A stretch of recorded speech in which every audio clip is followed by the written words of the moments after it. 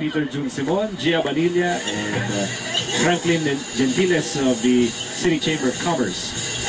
I felt that this team is the most favored team among the three teams that Yes, we have sir! Tignan natin, ha? Si Coach Gia Banilla, nagdi-director pa dun, no? Simon. Perfect so far. Masulit yung kanina pang warm-up ni Coach Gia Banilla. In less than 30 seconds, they have managed to get, yes, from all the 5 spots already here, final spot, which is the hardest spot to make a shot. Nice pass. Naging 3-man weave. Ito masakit eh, baka dito pa sila mabago. Yes, yan natin, Peter Jun Simon. Hometown favorite, no? Hometown favorite itong si PJ Simon. Hailing from the University of Illinois. Rick Barry move. Rick Barry from half court. Underhand from the half court. There's Amarilla. Oh! But not quite. Although they have lead time, ano?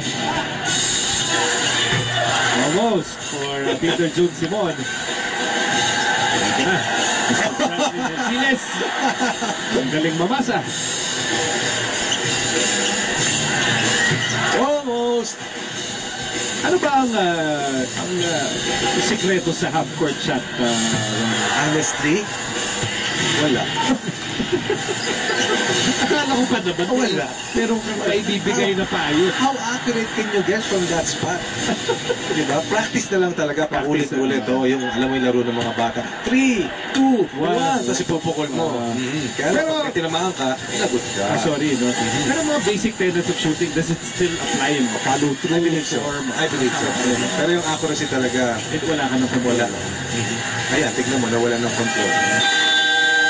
Sayang, because they were really fast inside the first 5 inside 30 seconds in the first 5 spots, but eventually they could not get a shot, a made basket from the half-court area. And so far, the fastest time stands for team number 1, less than 2 minutes.